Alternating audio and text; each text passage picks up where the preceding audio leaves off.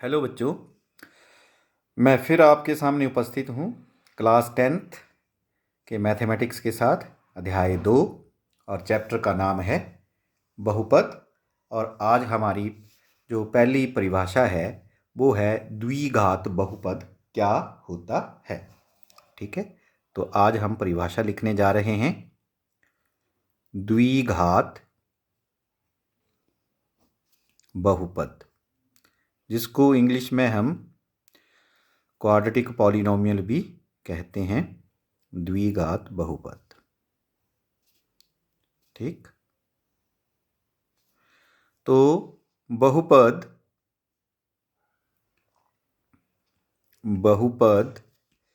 ए X square plus B X plus C, जहाँ A comma B comma C वास्तविक संख्याएं हैं,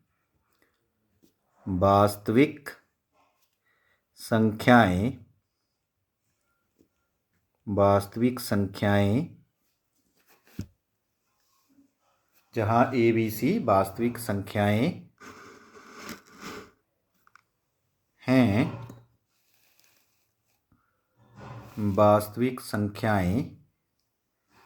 हैं और ए नॉट इक्वल टू 0 द्विघात बहुपद कहलाता है। द्विघात बहुपद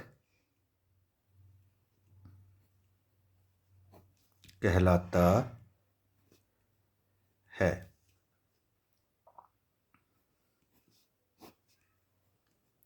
ठीक, तो A X square plus B X plus C, जहाँ ए बी सी वास्तविक संख्याएं हैं और ए नॉट इक्वल टू 0 द्विघात बहुपद कहलाता है। इसके हम उदाहरण लेते हैं। उदाहरण में हमारा फर्स्ट है 2x square plus 7x plus 3। देखो बिल्कुल इसी फॉर्म का है, A X square B X plus C. ठीक है, तो इसके बारे में थोड़ा पता करते हैं कि यहाँ ए बी सी क्या है। A X square plus B X plus C से तुलना करने पर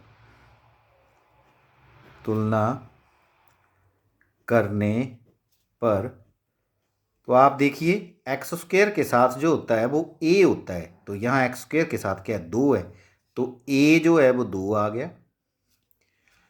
एक्स के साथ जो होता है वो बी होता है, तो बी जो है वो 7 हो गया।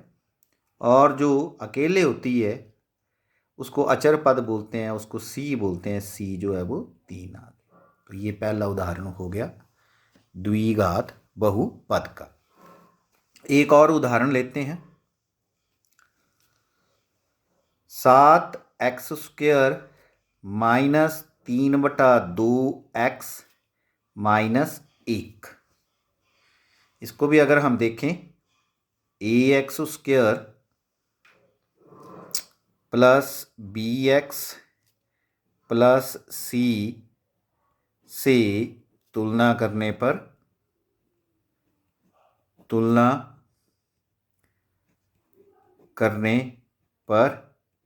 हम देखते हैं कि ए जो है वो 7 आ गया, बी जो है वो -3/2 हो गया और सी जो है वो -1 हो गया। ठीक, इसी प्रकार हम तीसरा उदाहरण लेते हैं। तीसरे उदाहरण में हम ऐसा बहुपद लिख लेते हैं 2x स्क्वायर प्लस 3x। अब ये पूरा नहीं लग रहा है, इसमें 3 टर्म्स नहीं है, 3 जो है पद नहीं है, एक पद की कमी है, तो हम इसको भी द्विघात बहुपद कहेंगे, क्योंकि इसका जो रूप है ये 2x square plus 3x plus 0 कर लेंगे हम इसको। तो फिर देखिए ax² प्लस bx और प्लस c हो गया। और इसके बाद इसकी अगर तुलना करें ax² plus bx plus c से तुलना करने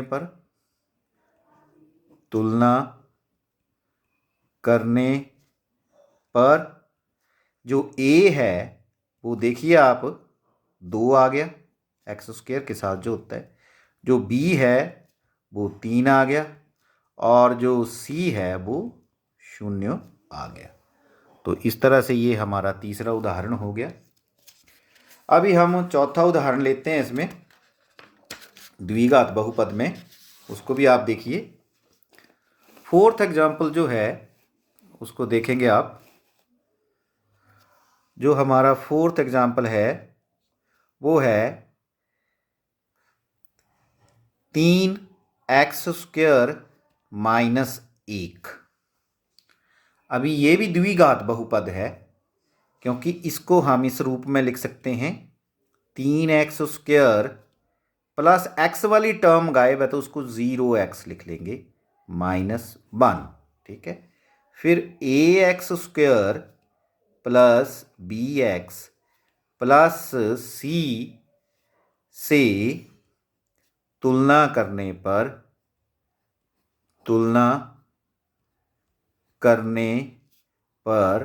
हम देख रहे हैं कि x² के साथ a होता है तो a जो है वो 3 आ गया और b जो है वो 0 आ गया, 0 आ गया, और c जो है वो -1 आ गया। एक और एग्जाम्पल हम लेने जा रहे हैं 7/2x²। ये भी द्विघात बहुपद है क्योंकि इसको हम ऐसे लिख सकते हैं 7/2x² प्लस x वाली चीज़ 0 है और जो लास्ट में अकेले होती है कांस्टेंट टर्म वो भी 0 है। देखो तो ये जो x² की पावर होगी तब भी जो है x² होगा तब भी वो एक द्विघात बहुपद है। तो ax² plus bx plus c से तुलना करने पर देखिए a बराबर है 7/2, b जो है वो 0 और c जो है वो भी 0। तो शुरू में हमने आपको एक परिभाषा बताई थी द्विघात बहुपद की, उसको देखिए। ax² plus bx plus c के रूप का होता है जहां a b c वास्तविक संख्याएं हैं a ≠ 0। मतलब ये a 0 नहीं होना चाहिए। देखो यहाँ a 2 है, यहाँ 7 है, यहाँ 2 है, और दूसरी तरफ देखिए यहाँ a 3 है, यहाँ b 0 हो गया क्योंकि दूसरी टर्म है नहीं, और यहाँ पे b और c दोनों 0 हो गए। मतलब a होना चाहिए, b और c हो तब भी द्विघात बहुपद है और ना हो तब भी द्विघात बहुपद है।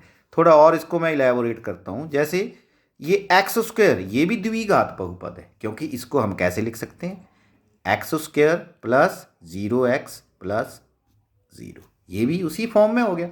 और पावर x² की अगर होगी 2 तो वो द्विघात बहुपद ही होगा। b और c उसमें 0 हो सकते हैं लेकिन a 0 नहीं होगा, यहाँ पे a जो है वो 1 हो गया। तो ax² plus bx plus c से तुलना करने पर फिर देखिए a बराबर है 1, b बराबर है 0 और c बराबर है 0। ठीक, और एक और एग्जाम्पल हम लेते हैं यहाँ पर, उसको हम नंबर 7 डालते हैं। 7x माइनस 1 ये द्विघात बहुपद नहीं है क्योंकि इसमें द्विघात में उसकी जो घात होनी चाहिए वो 2 होनी चाहिए, यहाँ घात 1 है और उसको हम 0 नहीं ले सकते, है ना, क्योंकि ये x की घात 2 होनी चाहिए, यहाँ x की घात तो 1 है। तो ये द्विघात बहुपद नहीं है क्योंकि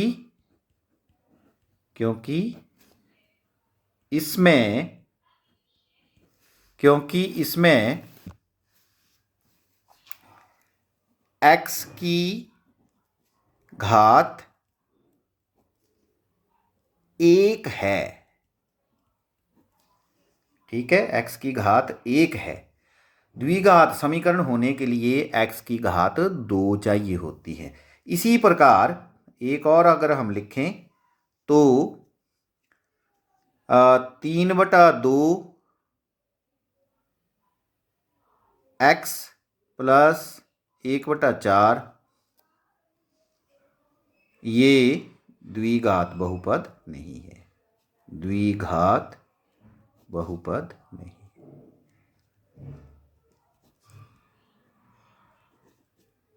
है क्योंकि x की घात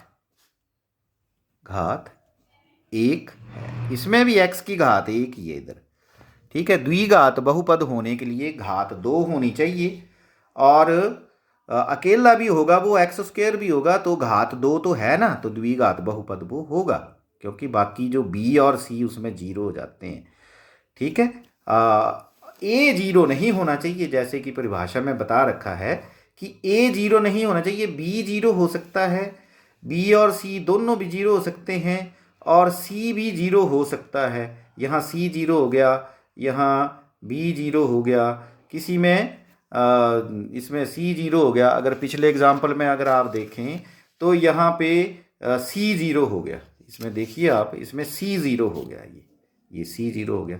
पर किसी भी क्वेश्चन में a 0 नहीं होगा। किसी भी उदाहरण में अगर a 0 नहीं है इस फॉर्म में ax² plus bx plus c, जहाँ a b c वास्तविक संख्या है और a not equal to 0, a नहीं होना चाहिए 0। बाकी ये जो दो हैं 0 हो भी सकती हैं और नहीं भी हो सकती। इसमें सभी हैं, a 2 है, b 7 है, c 3 है। इसमें a 7 है, b 3/2 -3/2 है, c जो है -1 है।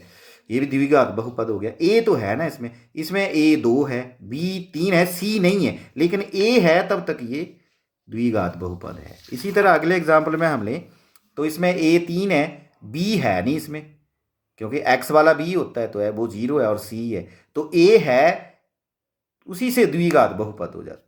इसमें a 7/2 है, b और c फिर 0 है यहाँ, तो ये फिर द्विघात।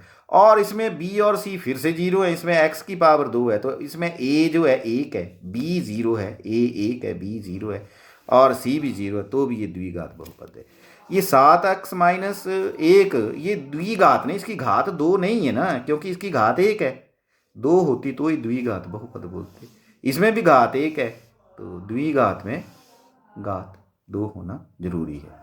तो आई होप कि आपको ये आज का लेक्चर समझ आया होगा और इसको बार बार देखें वीडियो को, तो आपको द्विघात बहुपद के बारे में नॉलेज हो जाएगी।